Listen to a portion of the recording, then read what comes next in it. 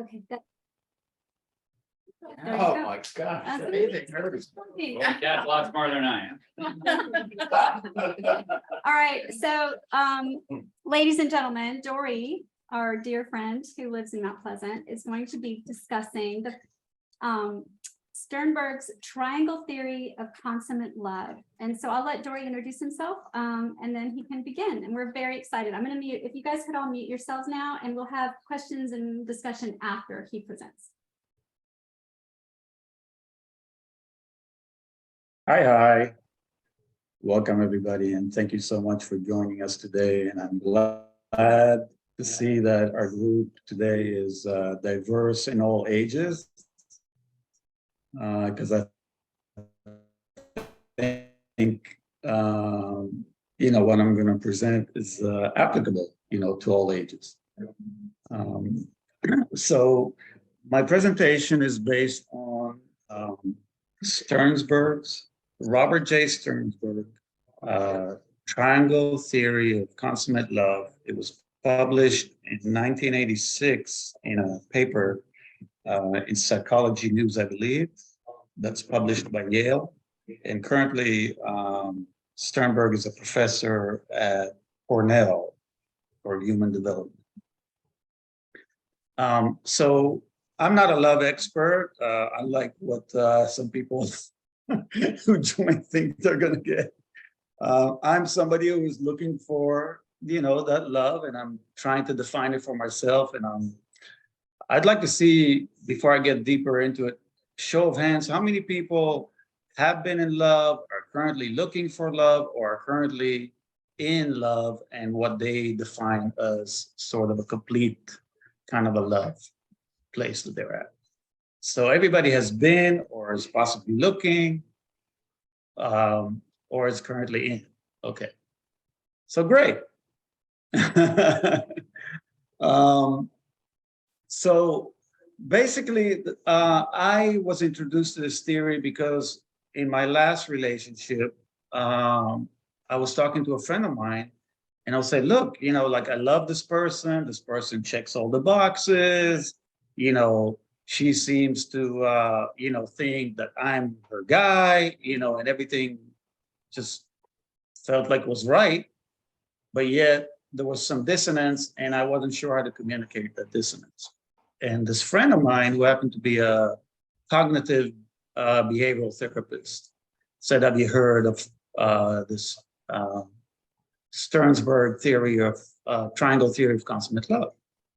And I said, no. And so when it was presented to me, it was so simple and so easy to try to categorize where the relationship might be lacking, that it just hit me in the face and made it much easier for me to communicate to my partner what exactly I felt was lacking and where we might be, let's say, non-compatible. So I'll have another question for you. How many people feel like they've been in a relationship before that was dragging maybe too long, and they weren't able to really pinpoint what exactly was not right and possibly present or communicate what was not right? Okay. By the way, at the end, I'm going to let Kelly and Michael tell you all what's the secret to staying married 40 years. All right. So here we go. I'm going to share my screen, and my presentation is going to be really short.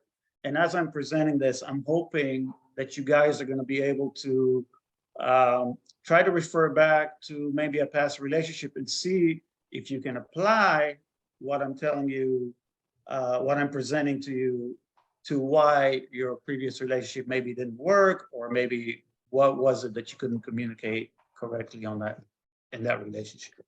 So I'm going to share my screen.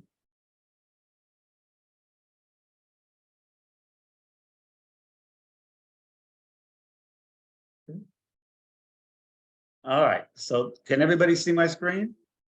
The picture?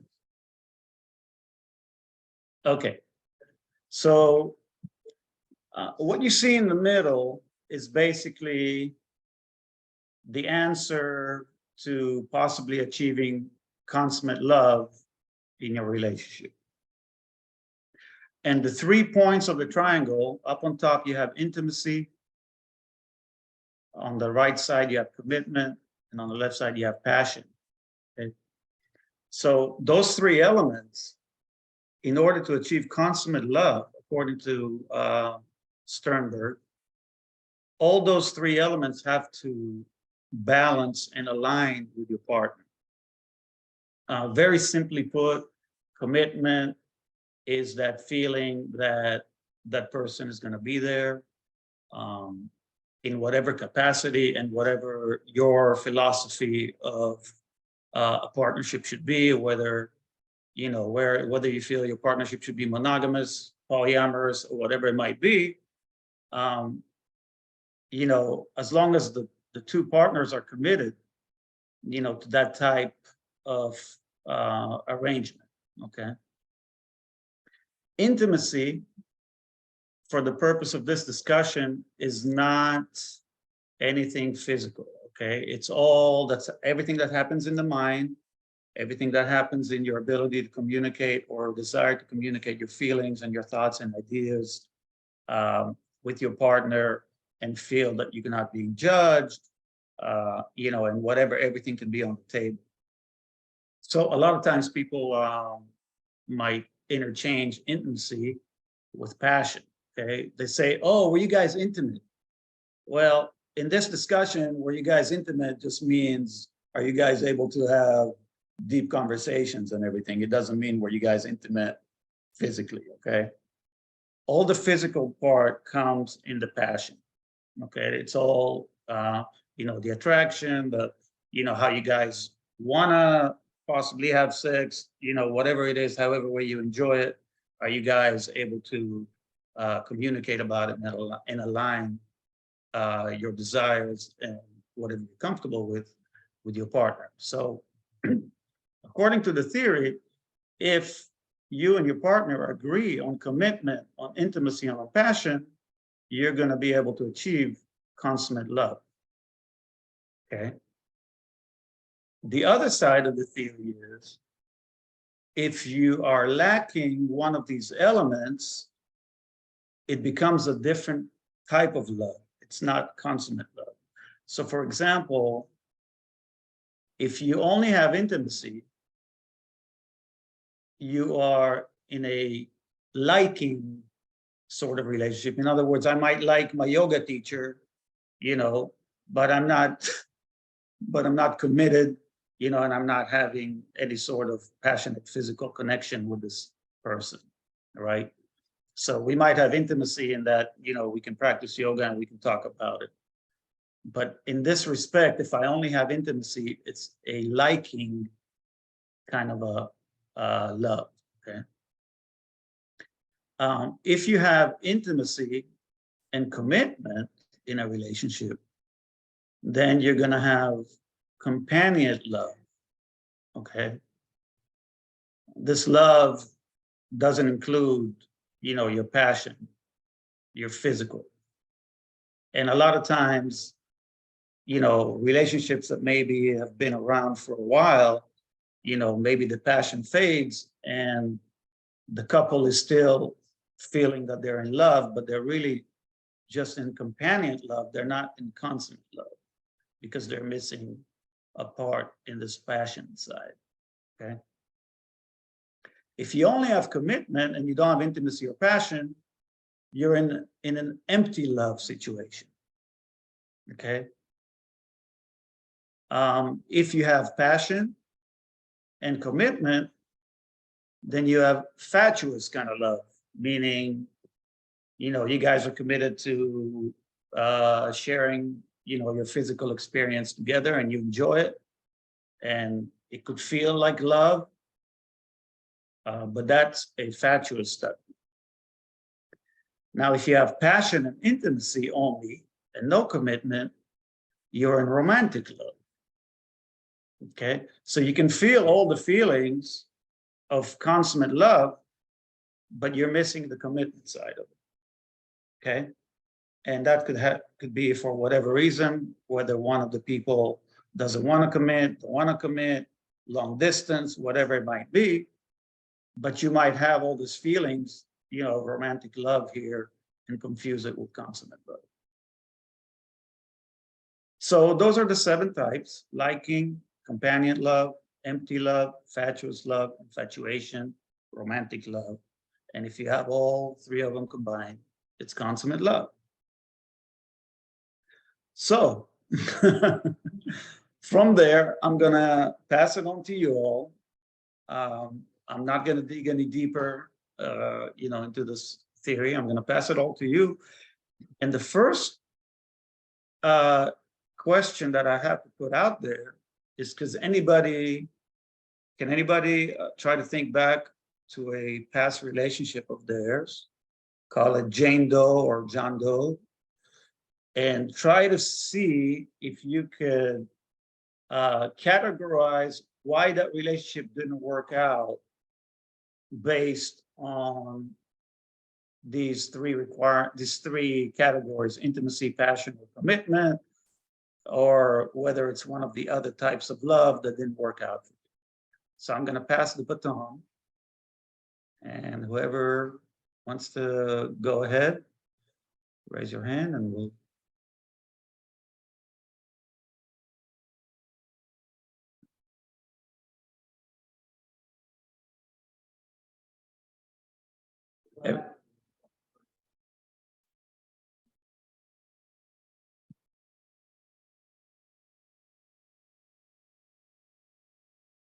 All right, go. So this is just a question to everyone. What happens when one person is in the consummate love and the other member is only in one of the other 2 or 3 categories, doesn't fulfill all the elements? Wait, say that again.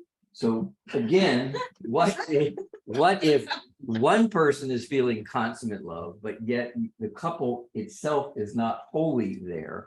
The other person is only in one of the other formats. Ooh, good question. Or is that even possible for people to be in 2 separate places? Oh, absolutely. So Wait, It absolutely. I can go ahead and jump in on that one. So, to achieve consummate love, and I don't know, maybe this point was missed, maybe I didn't articulate it correctly, but to achieve consummate love, the couple that's in this relationship all have to align their expectations. So if one or the other doesn't align with you with regards to your commitment, your intimacy, or your passion, then you're not able to achieve consummate love. And that's where it gets confusing when you're trying to communicate to a partner, the partner think that they're in consummate love, and you might say, well, our intimacy is great and our commitment is great, but our passion is not great, so I can't get there. You see? Anybody else want to chime in? This is Amy. I have a question, or kind of like a thought. With, for instance, grief goes through stages, and I think there's been identifiable stages. How do you know? It would seem like with love and with 2 people and with hormones and with day-to-day stressors, that things would kind of wax and wane. How do you know when it's the time to evaluate if you've reached the consummate love, or where you are in this stage? What the gentleman who studied this, what was his time of looking at relationships, or is he defining them on a pinpoint moment?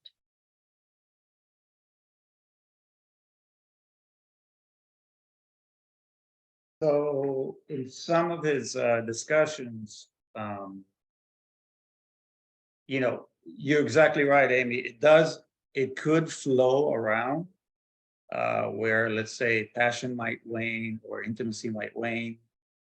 And once again, you got to go back to aligning with your partner. So, if you feel like your level of intimacy, is not really there with this partner, then at least you can identify and say, look, when you have this conversation, say, I feel like our intimacy, the level of depth of discussion or whatever it might be is lacking. And it might be for, obviously many reasons, life reasons, stress reasons, work, whatever it might be. But if you're able to communicate it, then you at least have a chance of trying to correct it, trying to work on it, trying to fix it. But that doesn't necessarily mean that you'll be able to. So for me, for example, in my last relationship, we had an issue, we weren't really landing the passion side.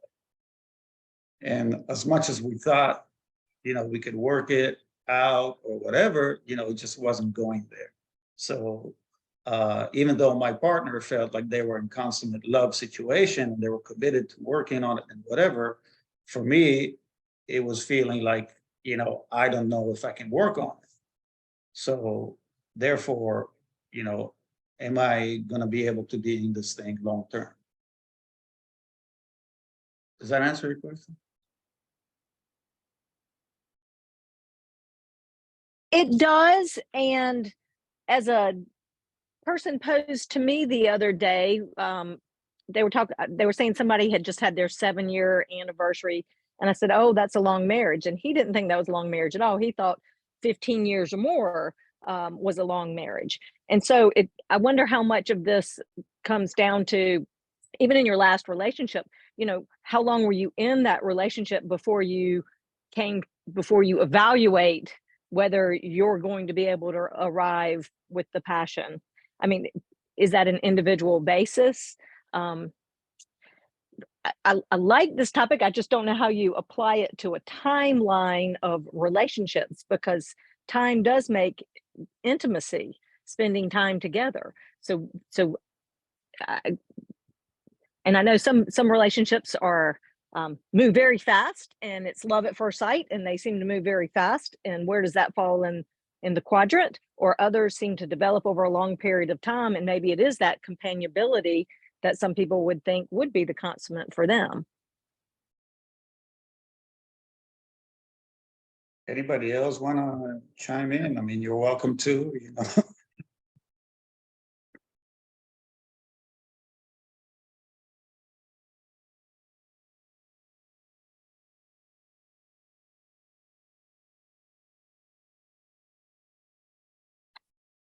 Talking about time. So hi, where am I looking? You just Yeah, have to find- The camera is right. Oh, so really fast. I agree with what Amy was saying, and I understand the question of the time. And timing is everything. And as I'm sitting here thinking about all of this and how humans have been struggling with these questions forever. I mean, I love the triangle. And but I wonder if there's really a magic potion that's gonna be perfect for everybody, because every single and I love the three points, the intimacy and the passion and the commitment. But I have to say that it's other things like trust and humor. I mean, by far the most important thing is, Michael and I've been married for, I guess it's coming on 35 years we've been together. And it was love at first sight. And yeah, he's still funny. And we did get married very quickly, and I was 21. I was very young. And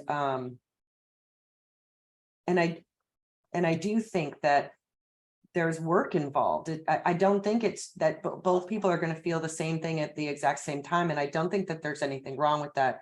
Dori talking about his relationship, and he and I have talked about this relationship before.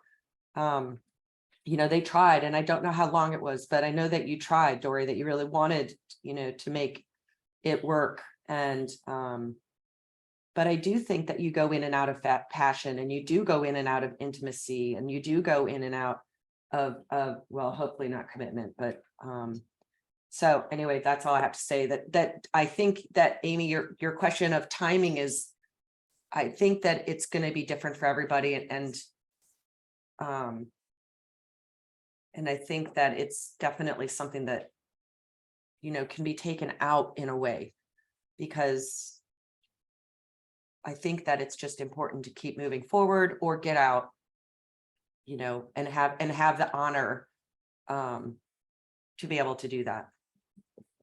I don't know, right? Yeah, please.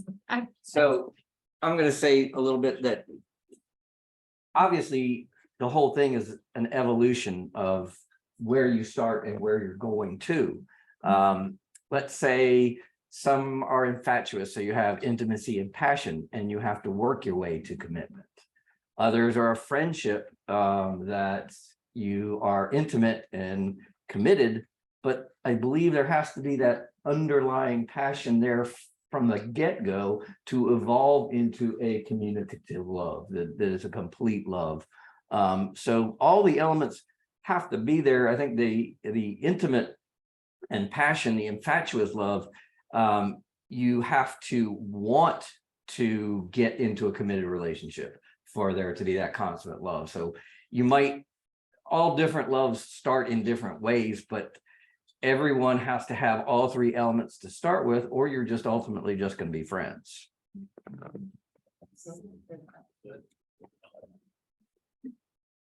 Anyone else in here?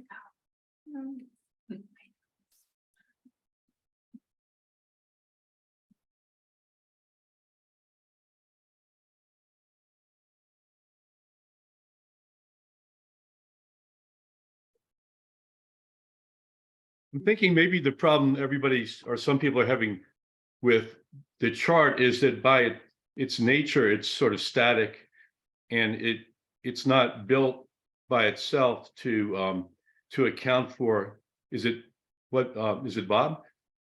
Called the, you know, the evolutionary aspect, or what Amy was calling the timeline, that, you know, there's that line in a Woody Allen film, relationships are like sharks.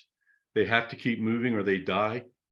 And so the time issue and the evolving issue doesn't in any way invalidate the chart, but it just the chart itself and the raw doesn't seem itself set up to accommodate what I think a lot of people are sensing is vital to the understanding of love.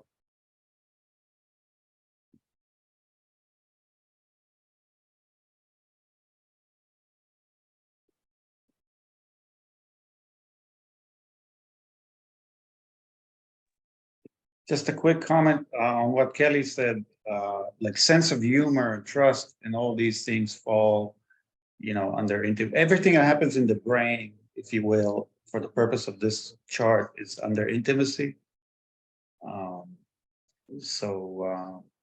You know, certainly sense of humor, you know, your ability to, you know, just bring up any topic you want and be able to talk with your partner, all that falls under that intimacy part.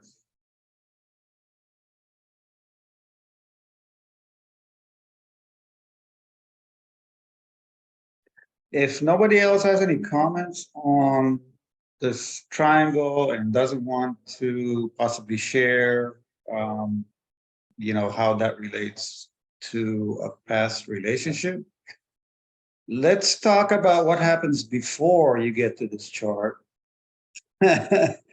which this is strictly my opinion. You know, before you even get to this chart, you got to have chemistry. So if people want to kind of help, you know, point out what they feel chemistry is, how they are able to identify it, then let's open up that discussion.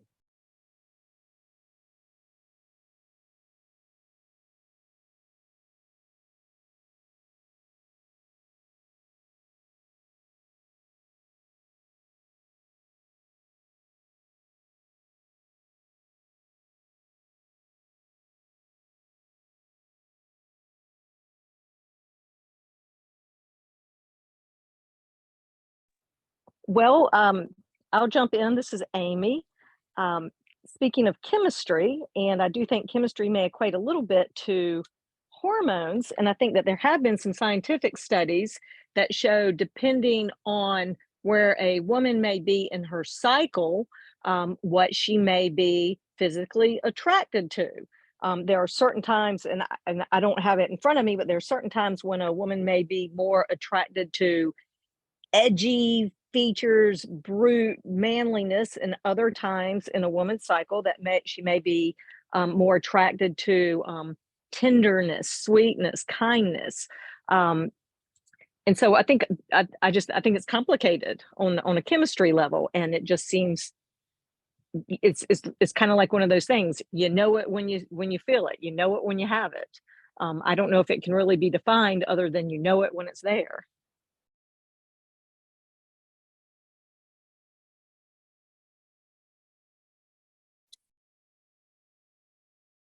And so personally, I agree with that, but I have had a lot of friends who for years were just friends and said like there was no passion, there was no chemistry. They were just, I guess, commitment, friends and intimacy, like very close, but felt like there was no passion.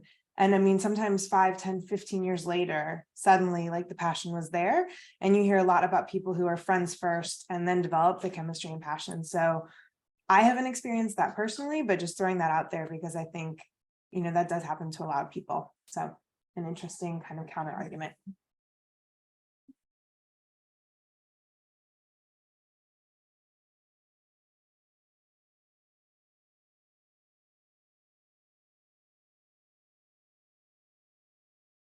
I'm just going to throw out there that I think it's really hard to have all three. And people share stuff with me all the time. I've had lots of friends over the years. And I mean, I think we can all sit here and say all day that we have all three, but I think in reality that, in my humble opinion, it's really difficult to not only have all three, but maintain all three, regardless of every situation, how long you've been together, when you first met. Hell, usually when you first meet, you have the passion, but nothing else. I just personally think this is really difficult. That's my 2 cents. There you go. I'm just pushing it out there. Anyone else?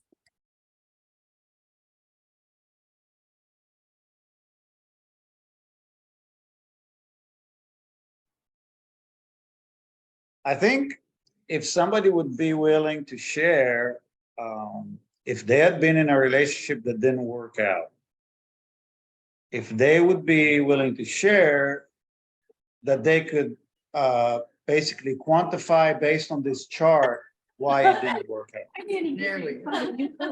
can do it. A lot of people here already know my story. So I was engaged and broke up with my fiance the day before our wedding. We are really, he's a wonderful person. We definitely had consummate love for years. At the end, we definitely had the commitment. We were planning a wedding and the passion. He had some mental health issues based on a super traumatic childhood. And because of that, over time, I felt like I couldn't tell him things because I was worried about how he would react. And for me, not being able to share what I was thinking with, the person, my person, was really difficult and ultimately not something I could deal with. And it's interesting now to hear other people's perspectives on time and moving back and forth between different parts, because I'm thinking, we had the, I guess, fatuous love for some time at the end, but, if we'd given it more time, would we have gone back to the consummate love? And if so, like, is that something that would be, worth it? Like, how much time do you give? For me, it felt like I'd been giving years and it was time to move on and make a fresh start. But, that is really difficult. And I think a lot of my friends, I lived in Asia, and a lot of my friends who were in or are in arranged marriages and super happy, but it does go, I think it does bounce around and over time grows. And because that commitment is so strong for those people, I think they give that the time to ultimately, it seems like, reach that consummate love. And so interesting thinking from culture to culture, how much time you give things. And when you decide, it's too much is too much, or too little is too little.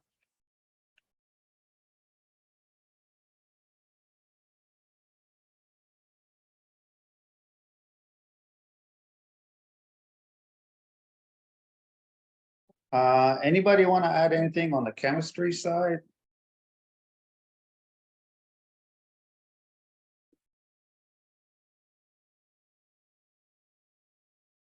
speaker.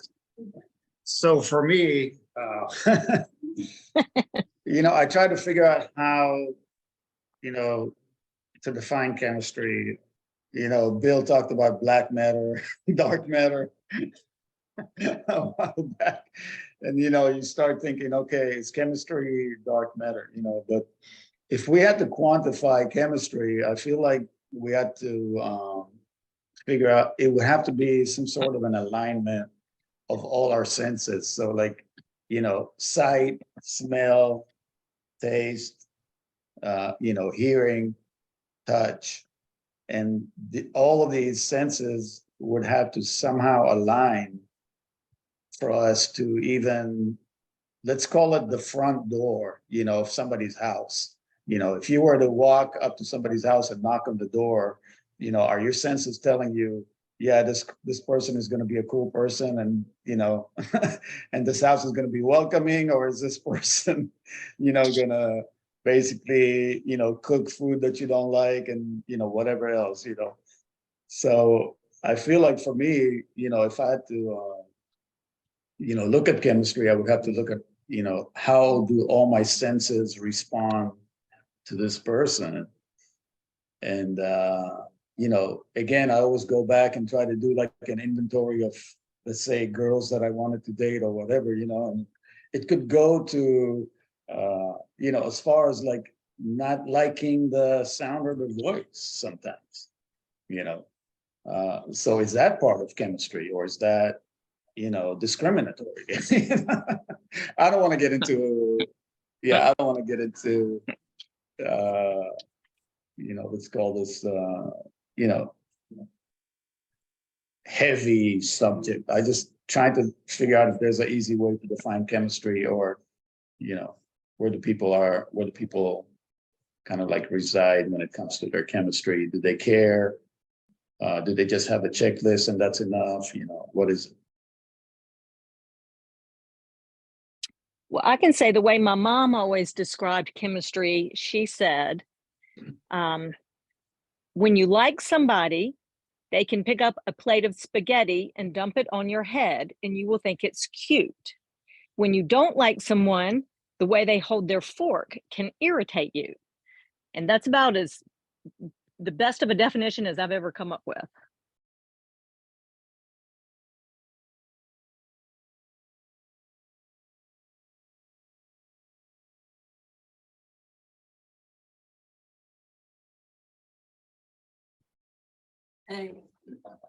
There's a, where am I? There's a time element to that though, right? If you have love at first sight and you dump a bowl of spaghetti on her head, she's gonna think it's cute, but after 35 years, she's not gonna think that's cute. Well, I did have a law school professor who said when he had a favorite album, if he played the same album every single day, he'd get sick of it. But if it was his favorite album and he'd leave it on the shelf for a little while, when he'd pull it out, he would like it again. And that was kind of how he described his relationships. So.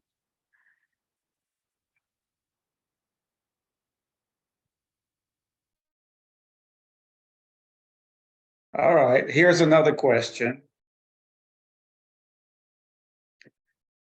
Which one of the three elements, commitment, intimacy, passion, which one is least important to you, and which one is the most important to you? In other words, which one would you be willing to compromise the most on if you found somebody you really like?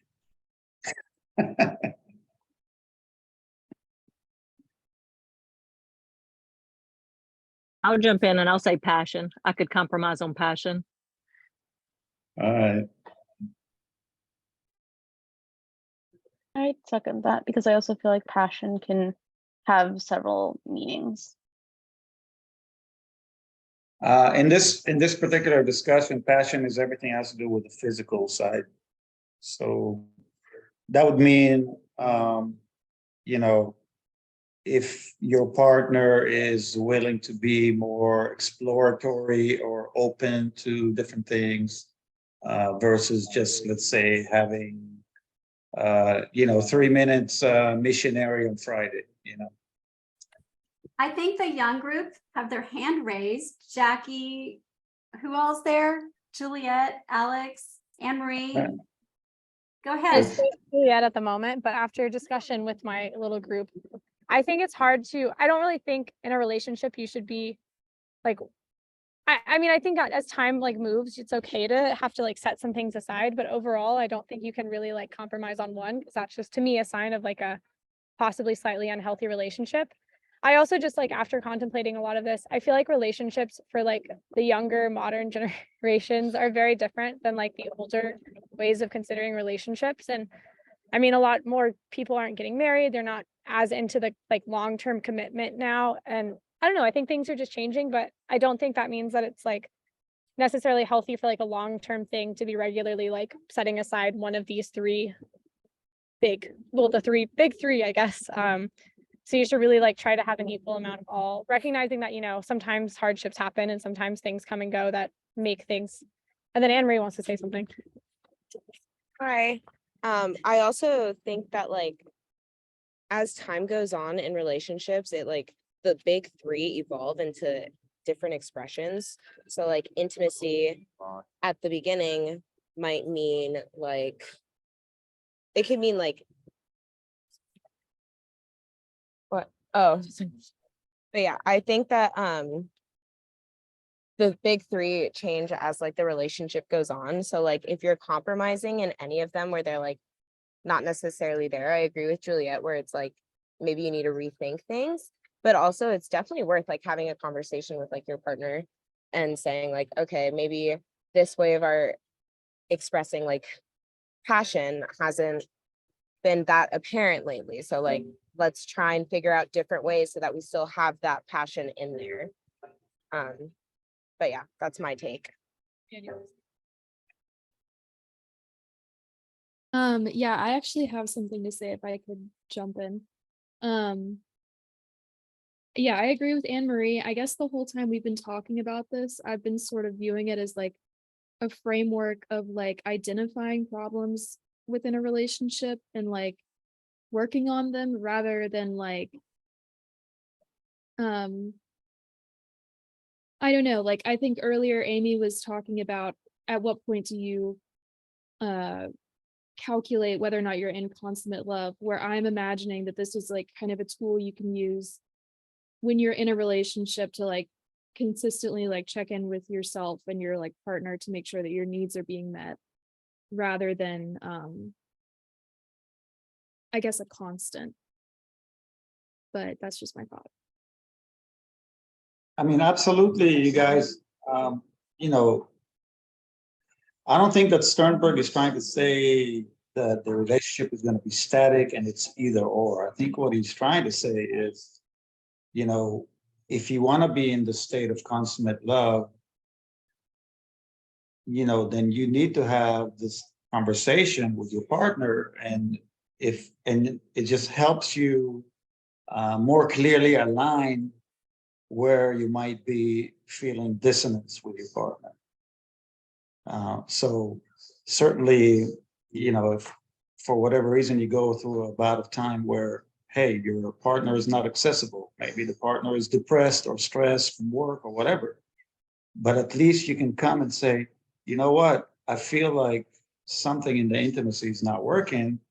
Let's see what we can do. You know, let's bring that topic up. Let's communicate. Everything here, I think, you know, wouldn't work without communication, right? Communication is key in any relationship, regardless. So I feel like this tool might just help identify where you need to communicate.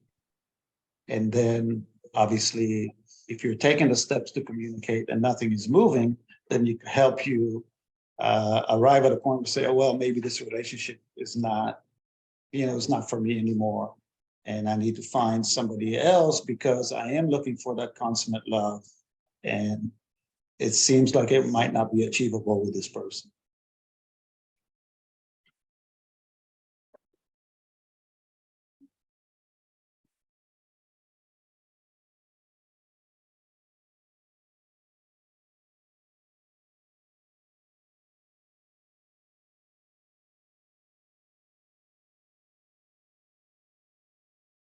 Anybody else on chemistry or?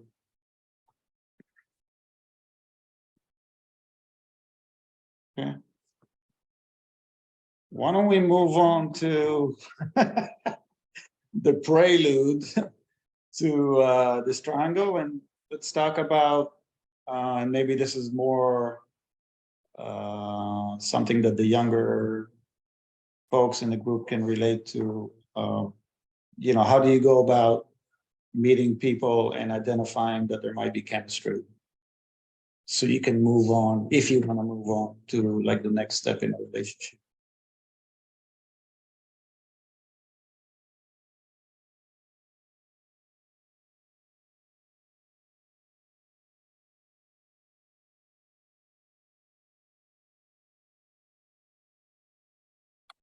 Hey, Juliet, are you there? Yeah.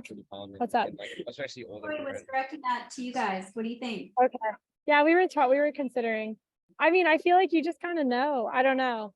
Like it's hard to, chemistry is such a weird thing because like realistically, I mean, I don't know. I'm not gonna pretend to know all the scientific things, but like it doesn't exactly exist realistically, like on a like biological level. Like, I mean, biologically, I'm sure there are like symptoms of chemistry, but like chemistry itself isn't like a thing. I don't know. Someone can totally shut up.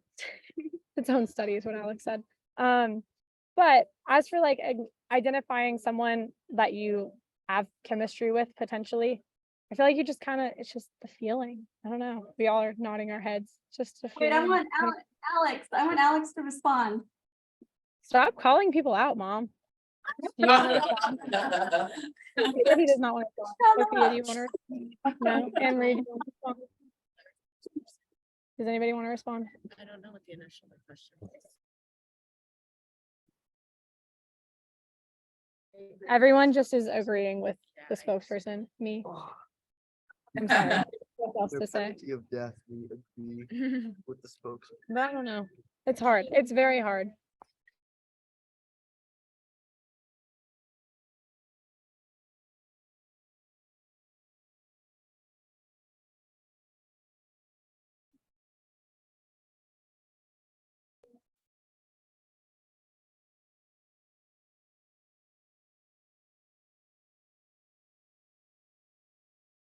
You know, I'll posit something that it doesn't apply to the direct question, but I was thinking as somebody passing talked about sense of humor, and I don't know if it belongs squarely to any of those things, but to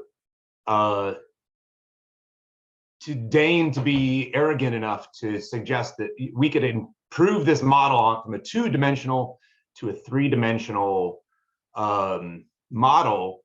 You could actually make a pyramid and place something that you could be, as I'll offer, sense of humor into the mix, mostly because it would have some role in mitigating the really serious nature of any one of those 3 points, and therefore anything in between them.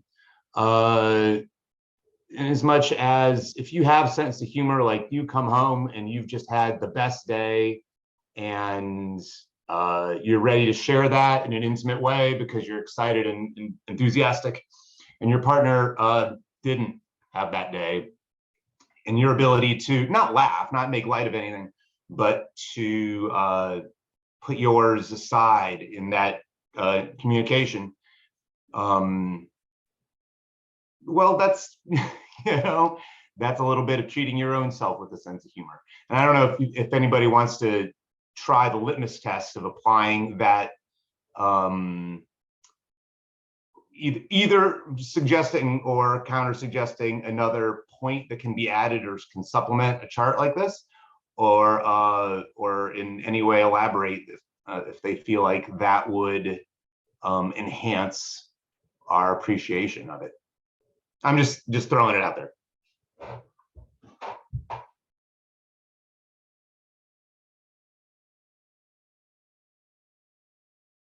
Lipka, I would have to agree.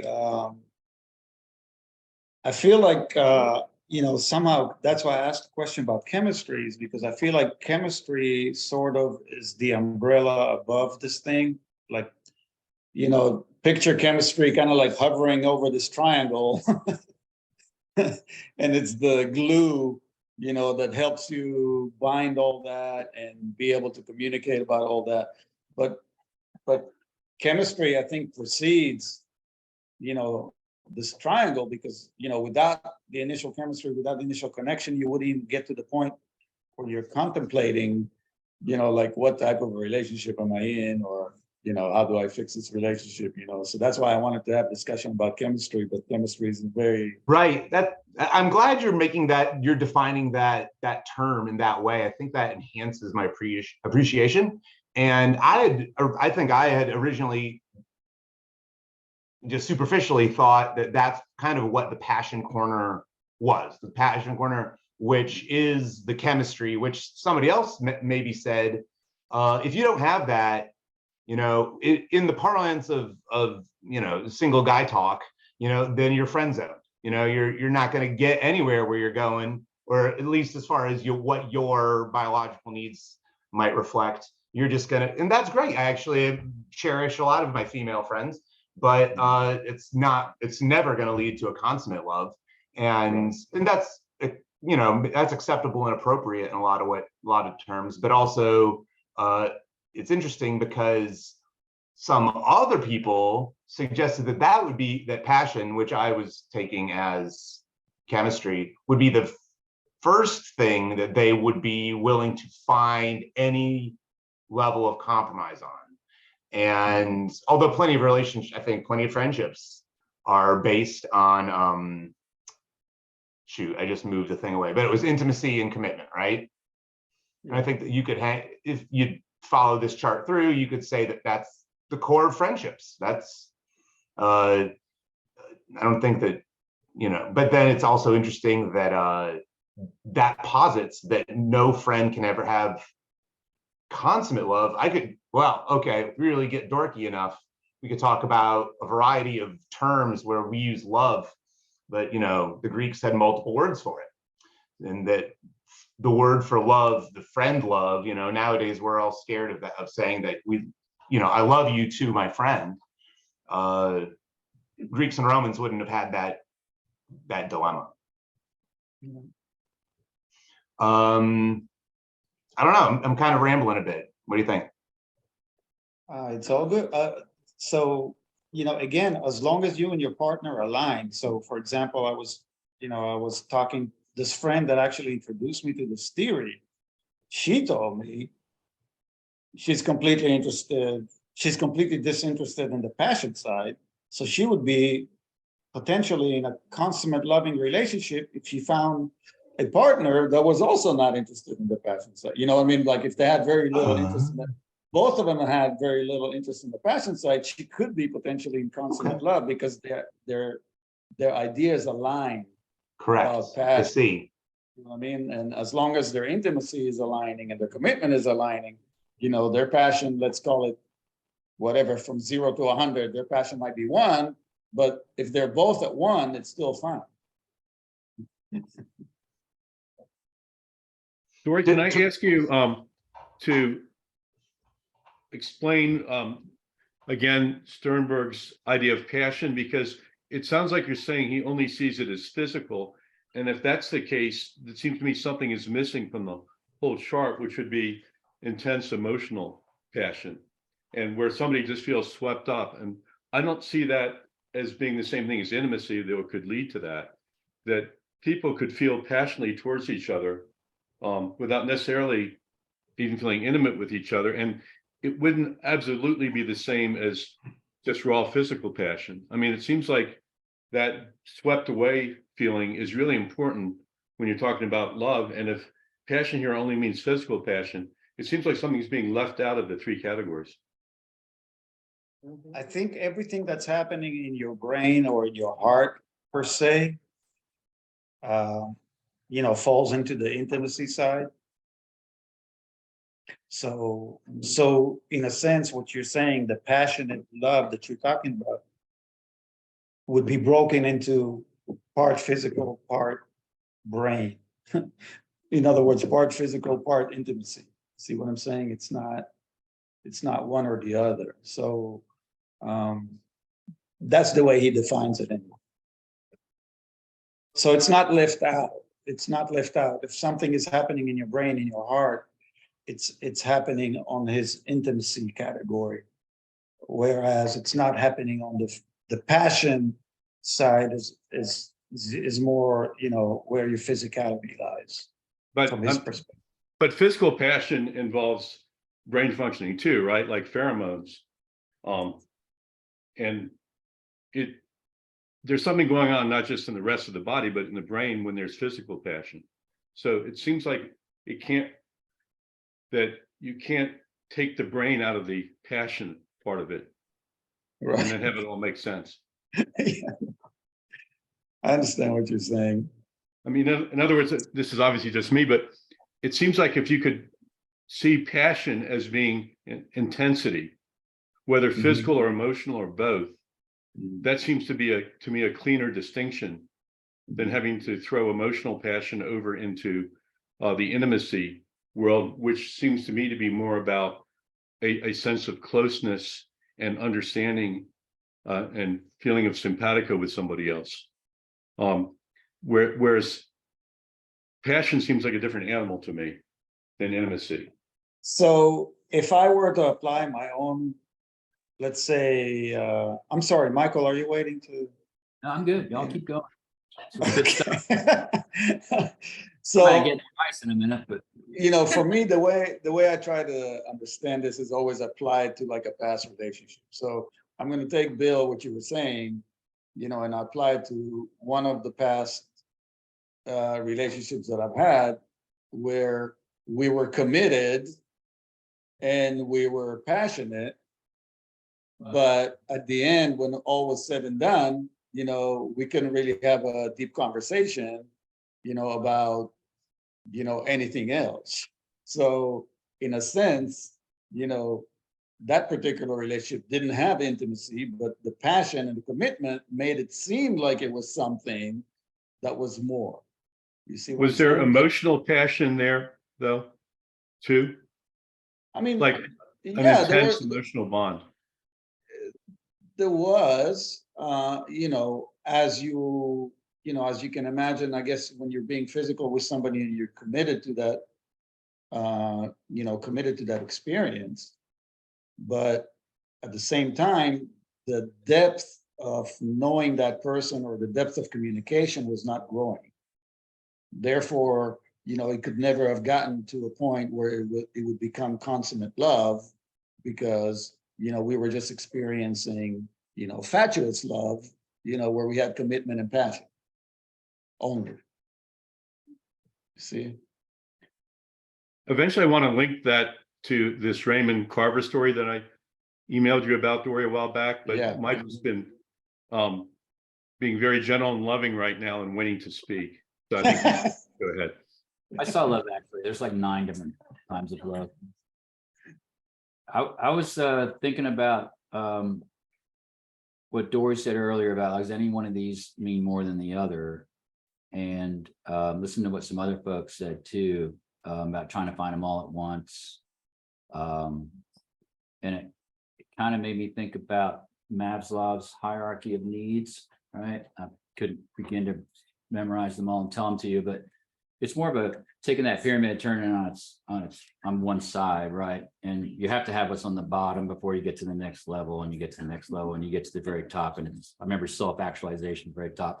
And the bottom is like security. I got to have food and shelter and that kind of stuff. So I was thinking, well, there's another dimension, another way to look at the triangle, which I really like actually, and I think it's good at describing love in its different kind of forms, right? You know, depending on what side of the triangle you're on.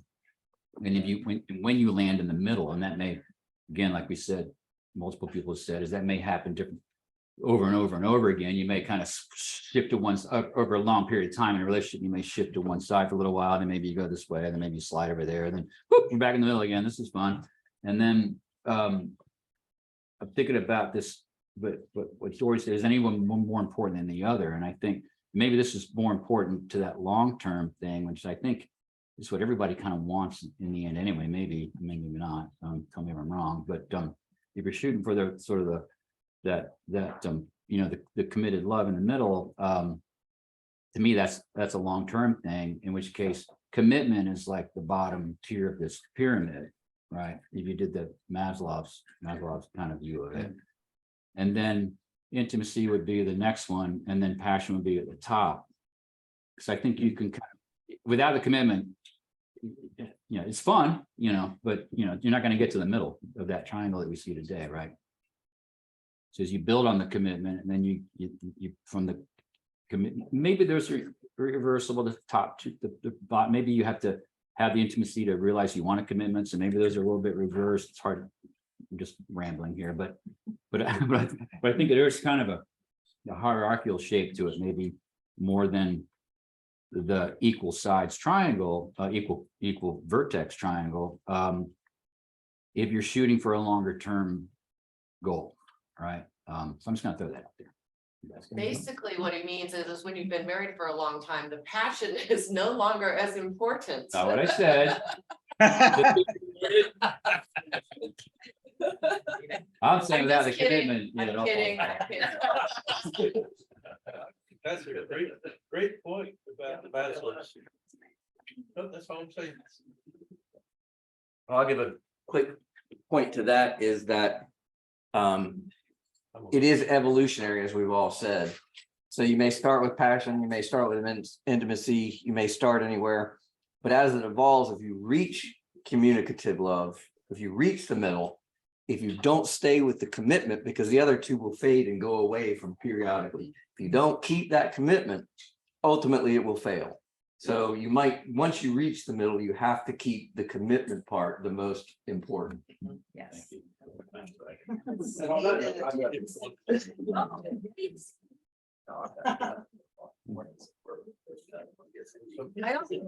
I also, can I say one more?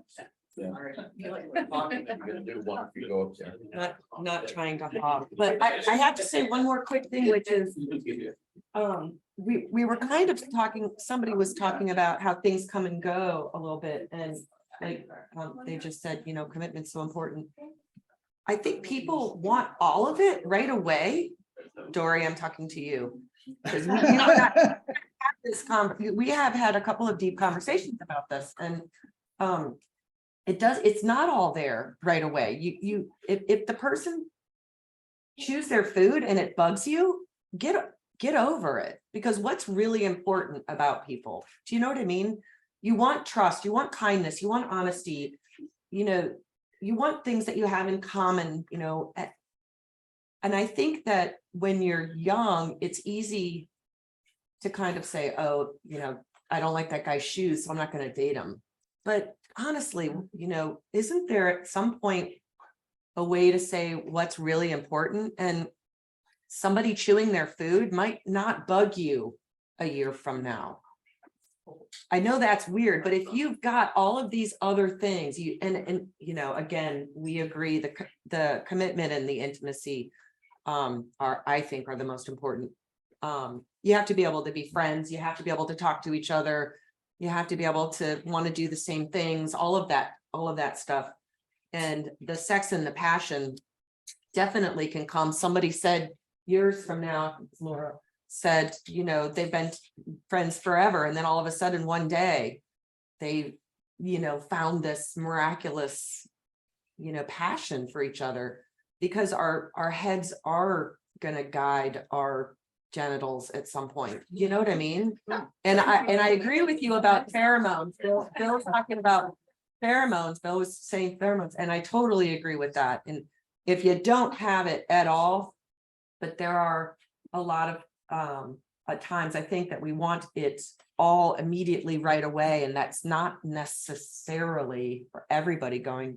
It's not necessarily going to be that way for everybody. Actually, most people brought up everything. I was like, You gotta say. Oh, I need to like pass the microphone. well, it doesn't have a lot of extension. Sorry. So saying something based on that, but also what just the photo of her, but she's gone now, said before on the screen. So my friend says it's really funny, like if there's someone, let's say a guy who is texting you all the time, if Wait, you the like. microphone's off. Oops, I'm not hearing.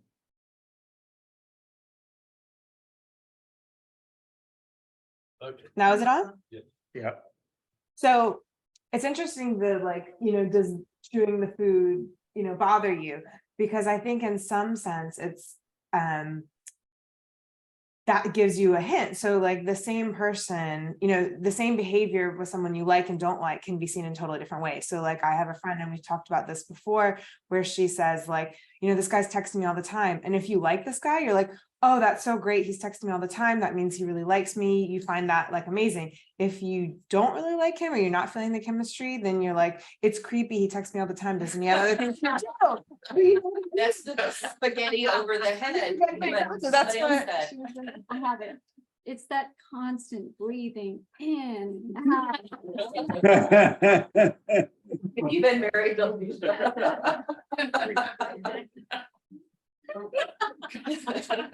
Sorry.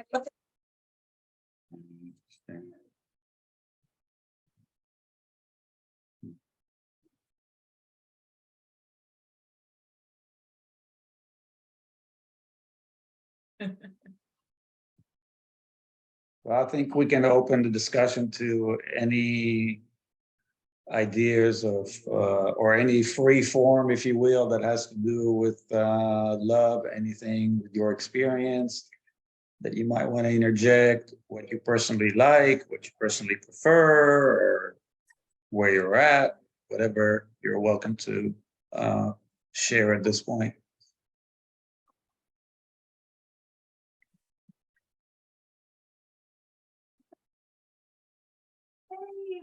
All right.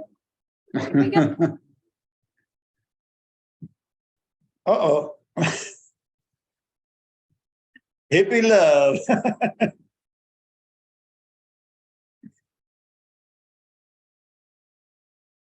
You need to turn your microphone on. Gotta turn it on the computer. There you Is it go. on? Yeah. Go on now? Oh, there's off. Off? On? No, you're good. Computer, have it. You guys, no, Got it's it turned now, off on got there. it. It's You on? guys are good. You guys are good. You guys are good. All right, I was saying that I think it's really interesting what everybody has been saying. I was very interested in our, the kids' room. Too bad we don't have pictures of all these so we can see your, when you're talking, because for us and oldens, it's, and me in particular, it's very interesting to hear from your all's perspective, because we have kind of an idea of what, I mean, definitely what our relationships look like, have changed over time. I didn't have to go to a thrift store to buy this. That's how old I am. But so my son is 30 and he just got married and he's not kind of a traditional person. So is his wife, which is kind of weird because their peers are not as traditional. But they both also did wait until, I mean, they were in their 30s to get married, and that was, unheard of. Certainly my generation, I just turned 60, my generation, we got married in our early 20s, and my parents' generation, a lot of them got married in their late teens or maybe even mid-teens. So, like you didn't even have a chance to know anything about that triangle, really. You were just going, wow, this person's really cute, or, you just saw hormones, I think, at that point. But another one of our speakers was mentioning how she had a lot of friends having grown up in Asia, I think she said, that had arranged marriages. And I have a few friends that have arranged marriages, and they are very happy in those marriages, which makes sense to me because the people that are choosing those partners for them are, the person who's being chosen for is the parents are the people that love them the most in the whole world. So, theoretically, if everything goes right, they want their child to be in a happy marriage, and they want to pick a good partner for their child. And so a lot of adult thought and consideration go into arranging those marriages, in the perfect world, which a lot of people, are living in that, where it is that way. You know, not to say that there's not manipulative people, you know, for everybody watches The Crown or whatever, you know, people being married for convenience and politics and money, and there's unhappy arranged marriages too, because poverty and all kinds of crazy stuff. But anyway, in the perfect world, for those people, it makes sense that their marriages would have a high opportunity to be happy, because they're all of the craziness of our cultures, letting the person who's in the relationship decide when their hormones and everything are involved, is making terrible choices because they're not actually thinking, well, is this person's family stable, or are we going to be able to get along in the long term, or do we have jobs that are compatible and interests that are compatible and temperaments that are compatible, and et cetera, et cetera, et cetera. Whereas parents would have, you know, a much better idea about you know, what their children are like. But anyway, so here I am 60, and I was engaged. I was married. I was together with my husband for 15 years. When I got divorced, I mean, I was a teenager when we got together. So when I got divorced in my mid-30s, I was thinking, you know, life was over, and how could I get married again? You know, that was just, even though I chose to be divorced, I didn't want to be divorced. I wanted to still be in a relationship. Anyway, so all of these years later, after having good relationships and not so good relationships, and here I am. And I was just in a terrible relationship, not just 7 years ago, I got out of a terrible relationship. We were actually engaged to be married. I thought I was very happy. The person was not mentally healthy, very manipulative and cruel. And I couldn't see it. My parents passed. My parents did not warn me. Mom and dad. Anyway, my point is that since I've been out of that relationship and I'm no longer like driven by this, oh, I need to be in a relationship and I really would love to be, you know, with a partner and everything. Instead, I have taken a step back and really appreciated and indulged in my own interests, my own friends, my own family, the things that are important to me. I don't have to split up my time to watch football or other stupid things that I don't care about. I don't know who the quarterback of the Vikings is, you know, like I can spend my money the way I want to. I don't have anybody judging me about the way I'm eating or the way I'm drinking or the way I'm dressing or the way I spend my time or who I go, where I go or what I do. And it is just wonderful. I mean, wonderful. And that's not to say I wouldn't love to find that person to, you know, have that intimacy with again.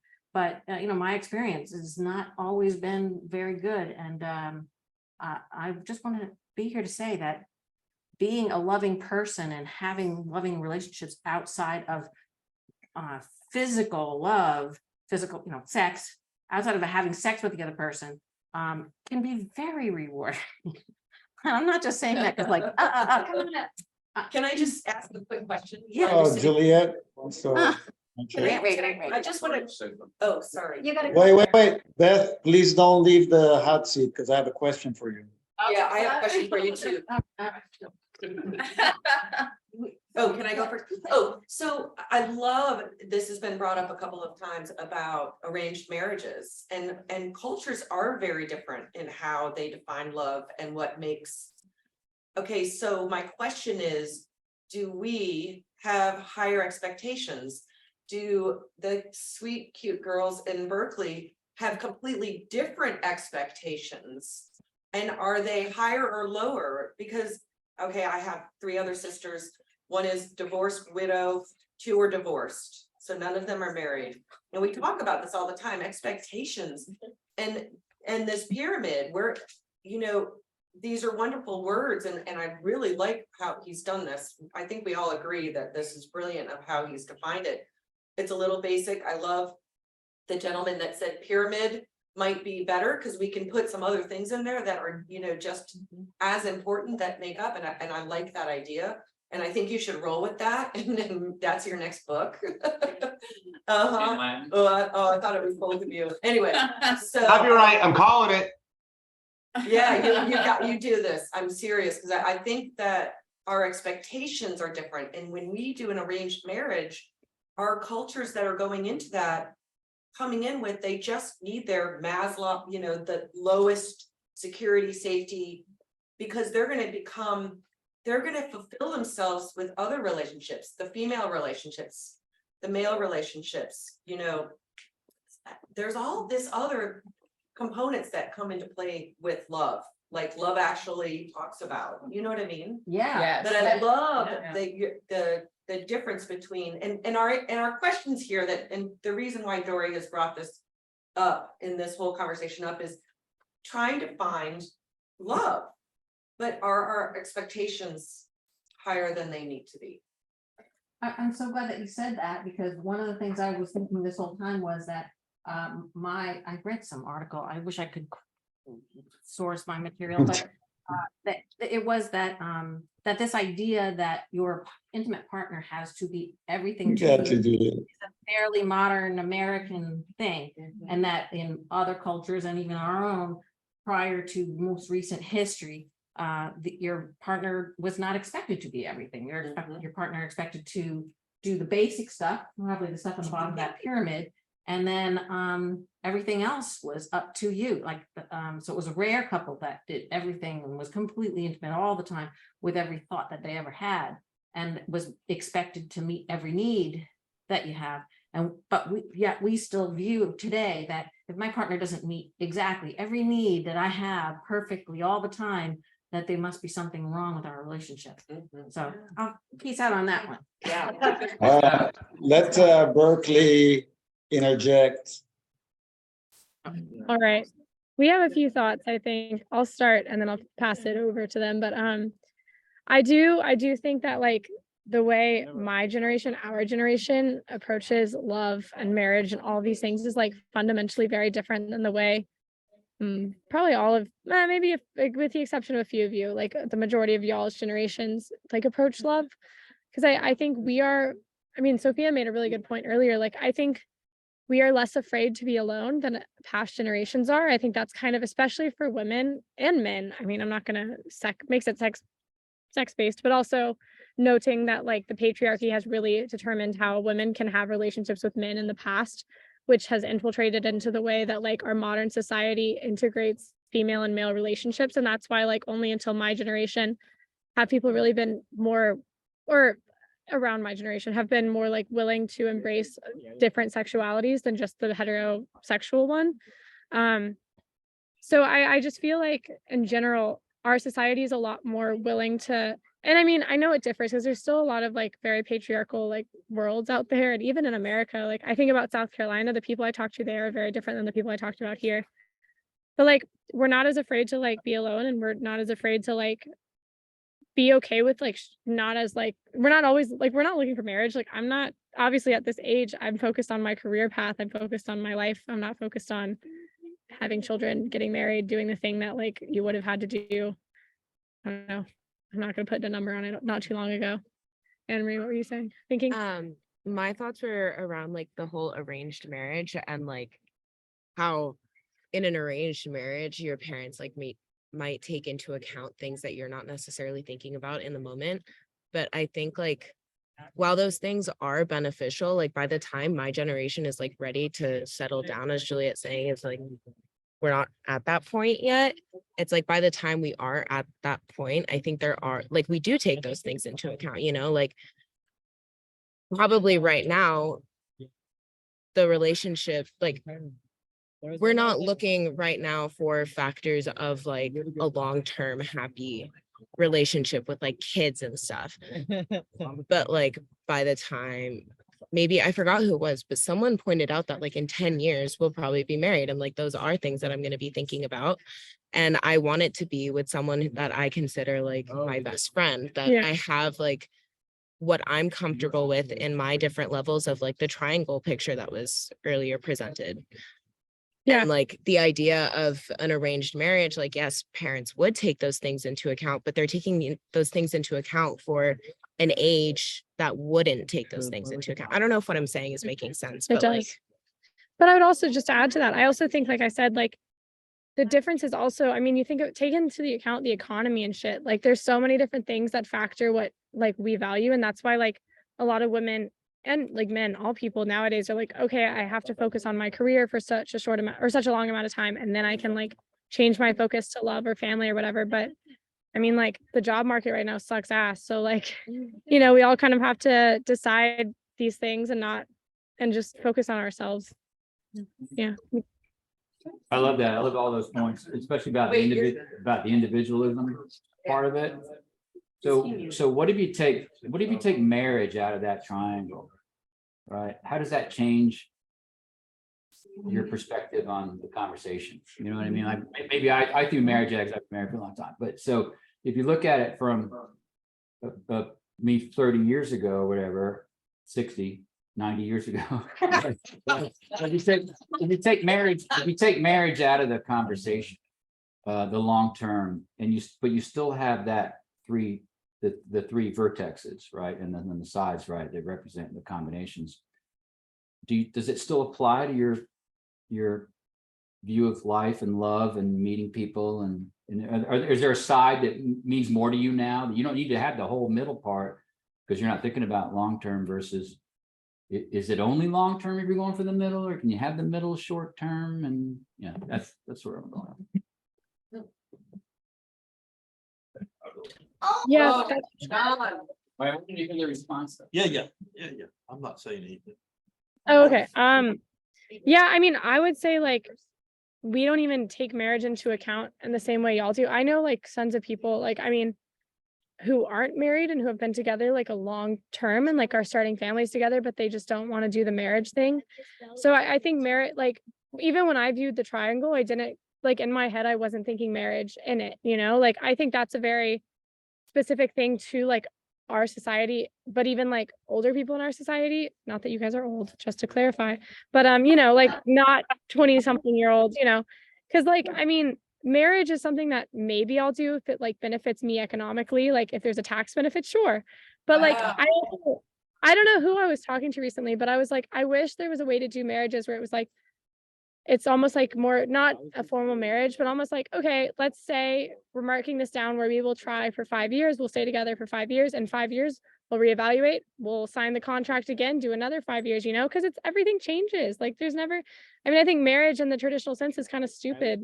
Like people change, life changes. Like, I mean, you know, things just, I mean, it's not, I mean, so, and this is very different for very different people. I don't know. I also was gonna say that like my mom actually was friends with someone who she met in law school, and he's in a relationship right now that he's been in for 30 years, and they literally have a contract laid out of like, we're going to stay together until our kids are this age, they are this financially like what's the word, stable, I guess. Yeah. And then after that, like we're going to divorce.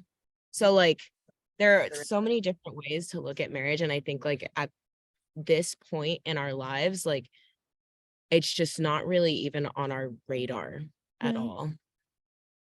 So the question in consummate love, it doesn't necessarily mean you have to be married. It just relates to your relationship.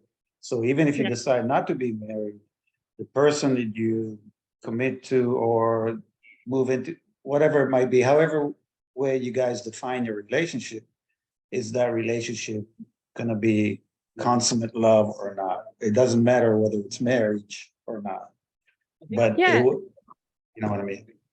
Yeah. And I would just add, like, I think even with the triangle, like, I think the consummate love doesn't necessarily mean marriage, because like, I mean, one could argue that the commitment side of it is like part of the continuation. And like, you're not going to, I mean, if that commitment level falls, like for either of you, that doesn't mean you should stay together. Then that consummate love is gone. And then that means that like, I mean, hopefully you're not married at that point, but if you are, just like, I mean, look how many people get divorced nowadays. And I mean, that's where like, I think my generation especially is like, we see, I mean, half of our friends' family, half of our families, like so many people we know are divorced. And it's like, obviously this whole marriage thing we're doing isn't working out how we want it to be working out. So like, what does that mean for us? Like, what do we want? And usually I think it's not marriage. From Yeah. that, Like, does the with the commitment mean monogamous? No. That depends on Commit- that depends on Exactly, Yeah. exactly. Commitment means whatever you and your partner define it. You guys might be a polyamorous couple. And Okay. you're Yeah. defined, and you're committed to that lifestyle, you know, as long, the triangle is about aligning you with your partner. John. I would even like add like communication to the triangle as like one of the main Yeah. things. I think if I could amend it, I would definitely add communication because I think the key to a good partnership is always going to be communication. And that's how you talk about all three of these. Yeah. But anyways, John Right. wanted to say something, sorry. John, I was just gonna ask, can you find any satisfaction in love or marriage without understanding why you're in them? And so in a way, believe it or not, I agree with Juliet. Are you in it just to scratch an itch? Or are you in it because it's sort of biological evolution? Or why do you even need love? Are you in it for spiritual reasons? But if you don't know why you're doing it, I think you're going to have a hard time. If you're doing it just for economic reasons, well, Wait, are you talking about love or marriage? Yes. both. I'm saying they're related in that sense, is that I think a better understanding of why you want it will help you reach satisfaction in marriage. And that is the most that's- hippie thing we're gonna hear all night. I love it. Like even just enjoying the relationship. Wait. You killed it, that's it. What did I do? Go ahead. You just- order in the court, order in the court. No. No, I'm done. But like All right, Berkeley and then Lipka has something to say. I think that even just like enjoying the relationship and what it brings you in the moment is enough of a reason to be in one. Like, why else would people my age be in a relationship? Because we already like explained that we're not necessarily looking for marriage. Like, we don't have an end long-term like idea in mind of what we want, especially with a specific person. But we know that we enjoy the time that we spend with that person and that we feel some sort of fulfillment. And if that like fulfillment like lasts long enough when we start thinking about marriage, then like, sure, yeah. But I think just enjoying it for now is enough of a reason to still do it. Agreed. Lipka? Did you raise your hand? Wow. No, I was applauding the hippie statement. But I have two thoughts that I wanted to add that all of this is really, I don't know. I'll put it like this. Let me start. Do you guys know who Mike Birbiglia is? Yes. Holy crap. Let's do a Salon about Mike Birbiglia. Because first of all, he's a funny ass comedian. And second of all, he's on NPR all the time. You know his voice. You've heard him talking. You just know it's him. And he has a fantastic Netflix special about love. And it's actually called The One. And if you're really bored, you want to watch it, you should watch it. Mike Birbiglia. But I'll put it like this, and he sums up, I think, something that I've been hearing about and consummate love and the nature of timing, is that we're not talking marriage, perhaps, is not the culmination of consummate love. In fact, I would go so far as to say any of us would be lucky to experience a series of moments in our lives that are consummate, love or otherwise. And so we're by definition, we're not talking about marriage. I would actually not want to leave the conversation directed in as if this was the goal. To some, maybe it might work, but I think that that's not what consummate love is, and so I want to remove that from the thread. But what I do want to suggest is that this is always a series of ephemeral things. That timing was brought up earlier, and where people are, whether they had a good day or whether they're hormonal, lots of stuff. But consummate love is rare. And this chart is only meant, I think that my takeaway from a chart like this is that even when you get everything right, even when you overthink everything, I guarantee that it's still a roll of the dice. And then, you know, the other thing is the Totem Buddha thing. And this might not be the hippiest thing you've ever heard, but sometimes you got to let it go. Sometimes the manipulation and control of all these things, do I have commitment? Yeah, you totally should have commitment, dude. But also, do I have passion? Well, actually, you know, relationships, true consummate relationships require that at some point, at least by this definition. So, you know, I only offer the fact that if we lean into it too hard and try too hard to achieve these things, I think we set ourselves up for some frustration, maybe. And I think that passion, interestingly, might get closest to the mark, because you don't really, if you try this, maybe you land it and maybe you won't. But if you don't, sometimes it's the release of things and the surrender to it that maybe the younger generation figured out well before us that it's okay. And I'm done. I just wanted to interject. Cheers. From my feeling is marriage is an outdated institution. And it doesn't pertain to our lives now. Marriage was when a woman had to have a man to bring in the crops and, you know, go the plow behind the oxen, and the woman had to scrub and knit and sew and cook. And now our lives are so different. Marriage doesn't fit. It doesn't work. It shouldn't be a goal.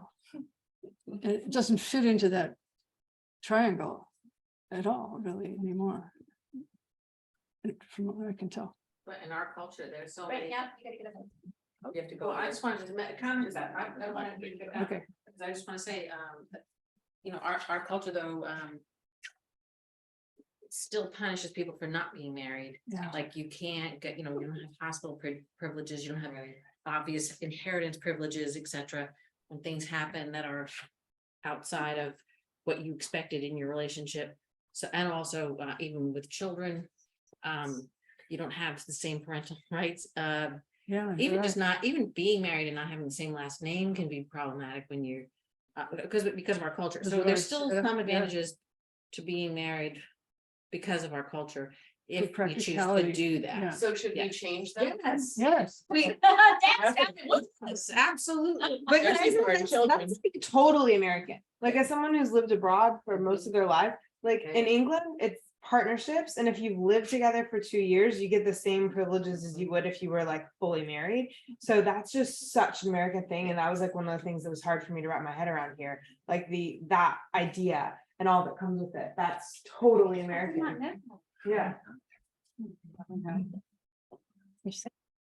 And I also feel like it's possible to like, you do get some benefits here. Like, I mean, I don't know the legality, but I do know there's ways around that, like where you can be together for like a long period of time and still get like, I don't know, tax breaks or whatever.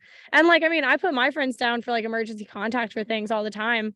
Like it's the kind of the same sort of situation. And like, you have some rights, like with your medical bills and things, like you can always like decide who it is. But I feel like it's better to like have some autonomy. And that's why I feel like if anything, like marriage to some extent is kind of always going to have like, I feel like the economic attribute to marriage makes it almost like impossible to sustain.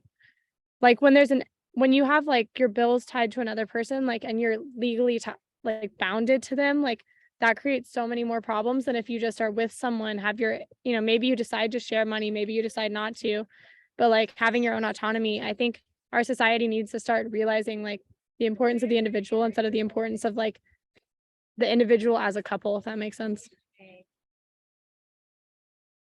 All right, guys, I think I'm gonna wrap up and then let everybody say their last kind of thought. So we went off into the marriage situation, and I want to stress that the theory and the triangle is more about trying to find and trying to identify what it is to be in consummate love relationship. It doesn't necessarily mean you have to be married, but it does, for example, and I'm going to put Beth on the spot.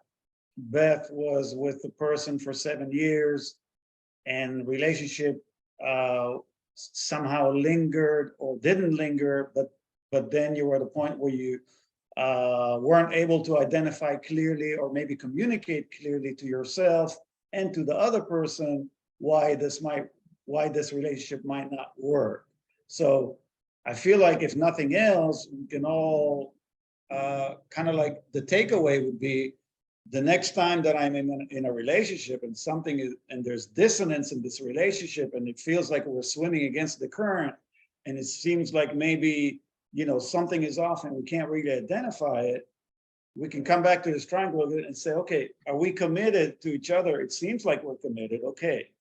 Is there an intimacy with this person? Can I talk to this person about anything? You know, can I share everything with this person, you know, regardless if I'm up or down? You know, can I share, you know, my physical touch with this person the way I like it? Do I enjoy it? Can I talk to them about how I enjoy it? Can they talk to me about how they enjoy it? Am I willing to be able to please them? And all these questions, but when you have it at least structured, you know where the communication has to go, where the dialogue has to go. Hopefully, if you know, and somebody else mentioned, you know, all this is tied to communication. Of course, you got to be able to communicate about all these elements, you know, in order to deepen, you know, your love for this person. So that's, I guess, the last I have to say, and I'm going to let Beth defend herself, obviously. But I thank everybody, and I'll just let you all make your last point so we can wrap up.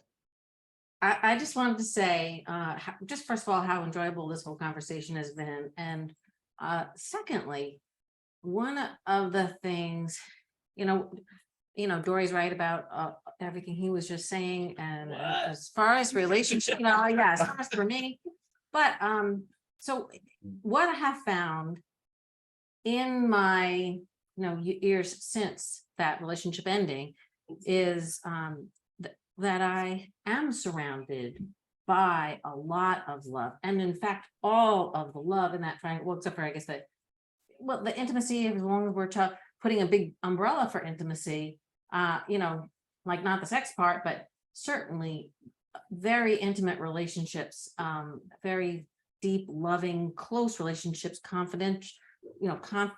And so anyway, I just wanted to end by telling you that when I find myself stressing at night, I remind myself over like a mantra over and over again that I'm surrounded by love.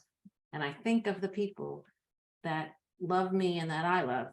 And I say it over and over again until I finally hear myself say it. I'm surrounded by love. I'm surrounded by love. I'm surrounded Cheers by to love. that. Yeah. Here's that.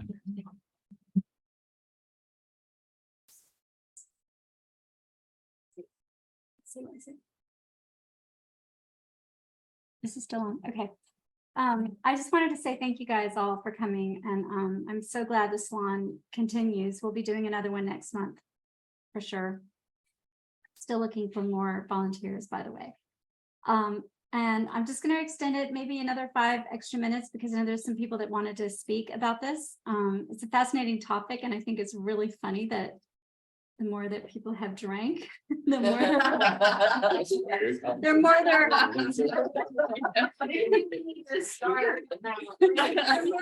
sharing shot love. Anyway. Shine on salon, shine on you guys. All right, continue. I'm sorry. I just want everybody to have an opportunity to talk. Yay, Lisa. So fun. All right. Thank you, Dori. Come on, no, I said an extra 5 minutes so everyone can talk. Dori's coming in. Hey, Dori.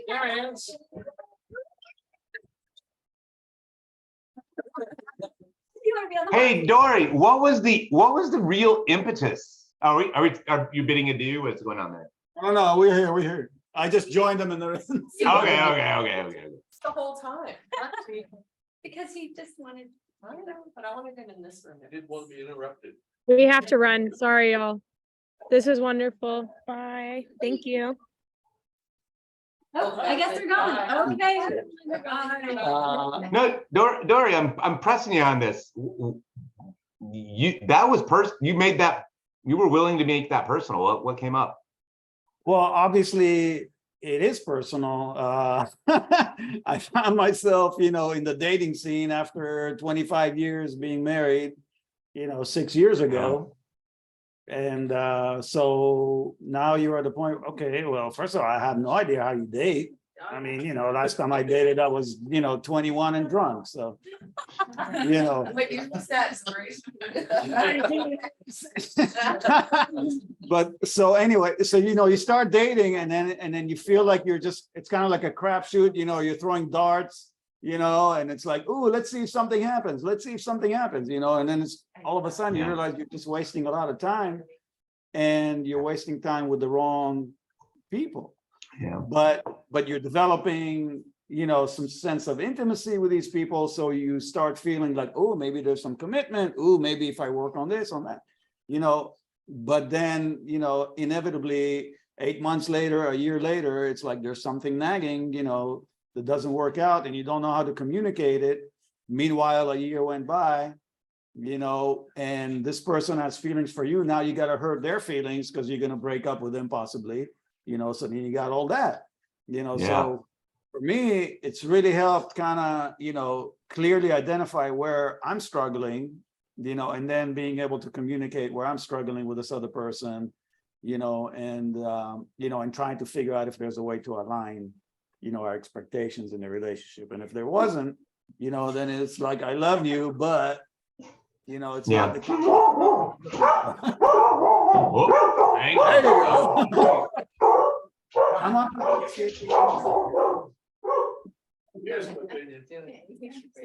All right, guys, 5 more minutes. Come on, wrap it up. Anybody else want to say? Bill? We're done. Yeah, I just want to say, I think this is such an important concept, but too many people are barking up the wrong tree in terms of love. We just heard some of that. But I want to thank Dori for bringing this forward. I mean, what could be a more crucial and interesting topic than love itself? And I've always felt that word is used so sloppily and lazily that people are talking past each other when they're talking about love. And I mentioned that Raymond Carver story where the title is What We Talk About When We Talk About Love. And what emerges in that story is that everybody has a different understanding of what love even means. So they're talking about different things. And this one couple, for example, the husband thinks of love as intimacy, and he gives an example to illustrate that. His wife thinks of love as passion, and she illustrates that too. And they're really, even though they share so much, it turns out they understand love very differently. So I think it's great that Sternberg decided to try to define this in some way, and that Dori brought this forward, because it means that we have to really focus and ask ourselves, what am I talking about, and what are other people talking about when they talk about love? Bill, do you think there's a difference between, and I hate to do this, but the younger generation is gone, so I can. I'm right here. Oh, sorry, sorry. I'm so, sir. Men You know and what? women, I'm just there's a drink. different way of viewing love. And traditionally, and we're going back to caveman times, right? Women were gonna be making the fire, cooking the food, and the men were going out and hunting. We're coming into that a little bit. And I loved the girl saying, we don't have that viewpoint anymore. But in I'm kind of the last of that generation. And I sort of did something that my parents did and got married very young. And none of my friends did the same thing. We were an anomaly. And it was in 1989, a weird thing that we did. but we felt strongly about it for our personal reasons.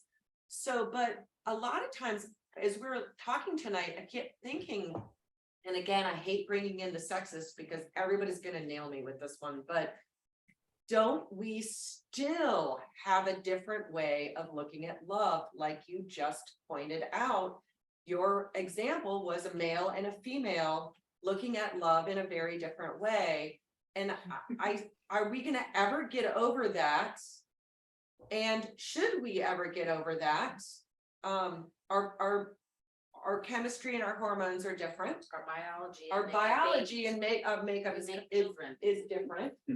You know, my viewpoint of love is different. And, you know, so, okay, you understand the question. I'm throwing it out there, and I'm glad the Berkeley girls aren't here because they would be freaking killing me. I know it. Kelly, you did not get the memo. But they were also The not computer concerned. has changed human nature. Okay. No, but they were also not concerned with racial children. Human nature's changed. Like, not, they. But wait, the Birth computer, control wait, in the the computer computer. changed, the computer changed. Well, birth control is the computer. Now people aren't the same as they used to be. My daughter. Yeah. So as we're evolving. Okay.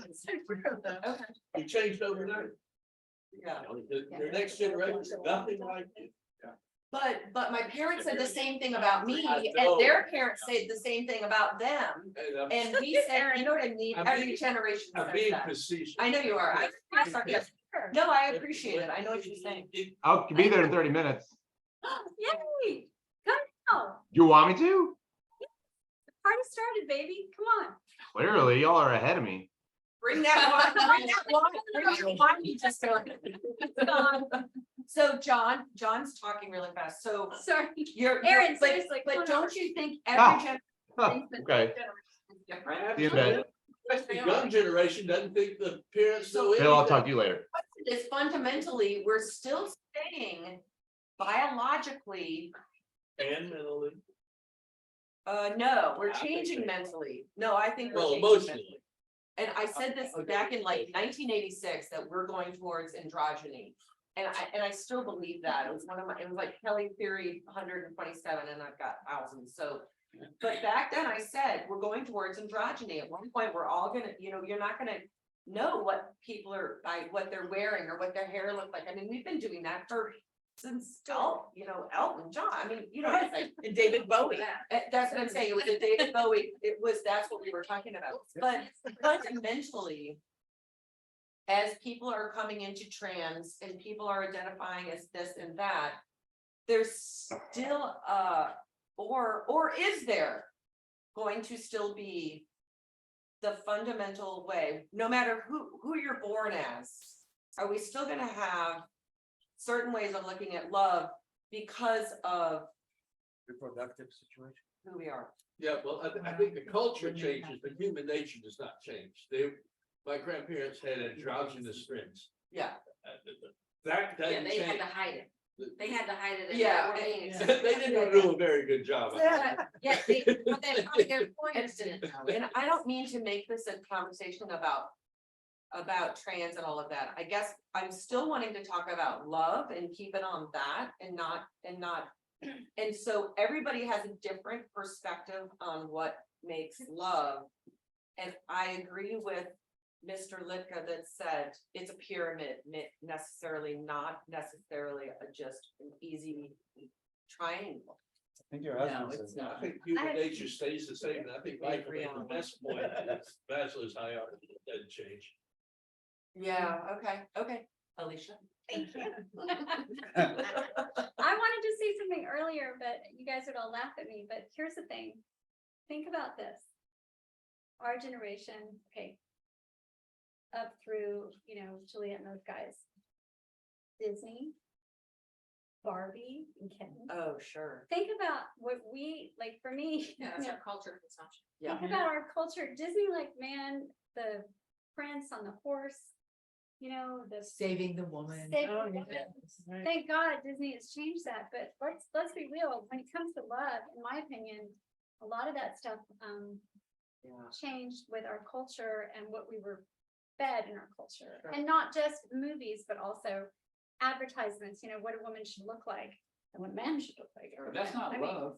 No, I'm just explaining, like, we also talked about what starts before love and what we anticipate. And in Disney, that's what, when you're a kid, that's what you think love's gonna be. Yeah, it certainly makes sense of But my point is the culture. expectations. But human nature will not change. The culture has changed, but human nature, I don't think. What do you mean by human nature? Yeah, define your human. What do you mean by human nature? And I think it's like that, so I think our needs stay the same, our purpose stays you. the same, I think our. Are you talking about? But how is that a So crime? man or woman, it doesn't matter. It's just, I you will- I still will stop have the taking same, okay. I'm not yeah, I gonna get cut that. him off. I'm just gonna stop recording. This No, but way I want to stop born, recording touch. the needs stay the same. Hey, And guys. so do you think that triangle is Wait. completely valid? Time out. Oh. Time out. I just want to say goodnight. I'm gonna stop recording. Sorry, I forgot to earlier. Good night. You guys are awesome. Thank you. Bye, Bill. Bye, you guys. Enjoyed it. Bill, you can stay on. Oh, Bill, if you want to stay Oh, and then just Bill, stop yeah, recording. wait, Bill, no, I'm just gonna stop recording. Is that okay? He's like, I've been dying Yeah. to do that. Let me stay.